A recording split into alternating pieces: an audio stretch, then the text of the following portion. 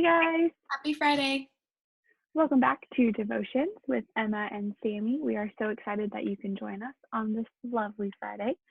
Today, we're going to continue talking about Jesus' ministry on earth. So, the last few days we've been talking about it. We're going to talk about it for the next few days. Today, we're going to be talking about how Jesus calmed the sea. So, we're going to learn what he did, what that meant for the disciples, and then what it means for us now.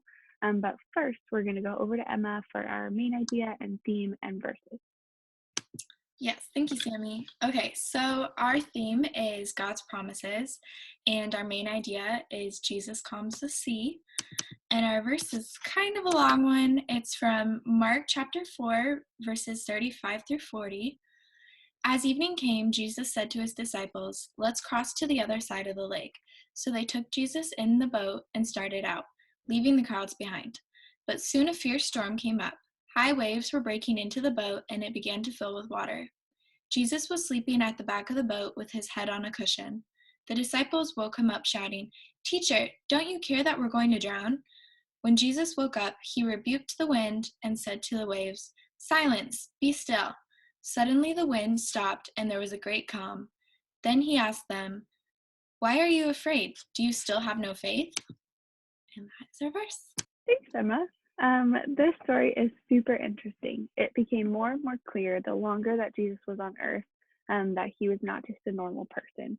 Um, so he performed all of these miracles. He would heal the sick, so he had power over sickness. He would do all these other miracles that showed that he had power over these different things. And that's when people started realizing that he was the promised one that God had hinted was coming. Um, so the one we're talking about today, Jesus has power over creation, which is just amazing in and of itself. And when people saw these miracles, they started to believe. So just like Emma read, boat, fierce storms get very, very afraid, but they're not just afraid, they start doubting that God cares about them or that Jesus cares about them at all. And so Jesus wakes up, he rebukes the wind, which means he says, "Stop, stop, stop, stop wind," stops the wind. He says to the waves, "Silence, be still." So the wind stops, the waves stop, and everything is calm. So that takes us straight to our question for the day. Is when you think about this, as you're picturing Jesus saying, "Stop to the wind, stop to the water," what does this say about God's power? So I want you to think about this. Pause the video. Think about what this says about God's power.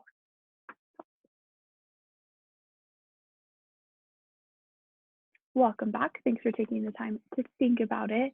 Um, if Jesus is able to calm the waves and the wind, that means that he's very, very powerful. Because Jesus is fully God as well as fully man, that means that God is incredibly powerful, which is something we probably already knew, but it's nice to remember. Just like God is in charge of the sea, God is also in charge of our lives. Not just that we have to listen to what he says and he bosses us around, but he has control over the things that make us afraid, just like he has control over the waves and the wind that were making the disciples afraid. So, for our prayer today, I want you to think about something that is making you afraid right now. Um, it could be friends, family, it could be what's happening in our world. Maybe you know someone who's lost their job. I want you to think about what's making them afraid, and then think about the fact that God has power over that. And I want you to talk to him about that. I want you to ask him to help you remember that just like he's in charge of the sea, he's also in charge of your life.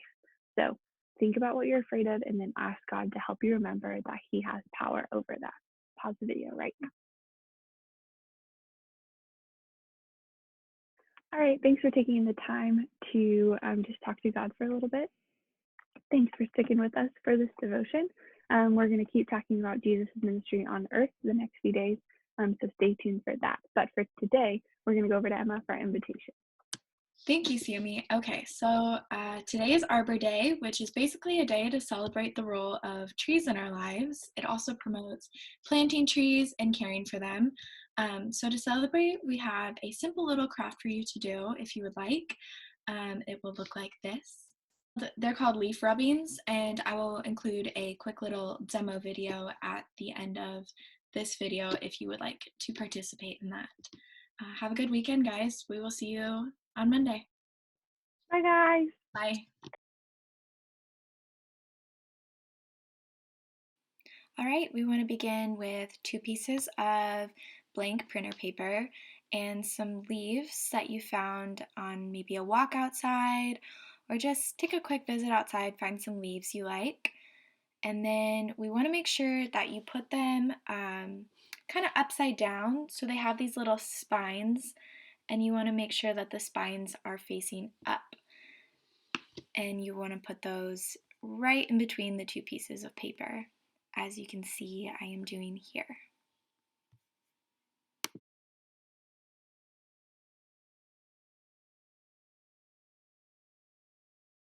So just arrange them however you would like, and then you're going to go ahead and put the other piece of paper right on top, and you can give it a quick little press down, and you can kind of see the leaves through the paper, which is helpful. And then you want to grab a crayon and begin kind of coloring on top of it, and you want to color hard so that the outline of the leaf will show through. And you'll just repeat this process by switching colors in between each leaf, and do that until you are happy with your design.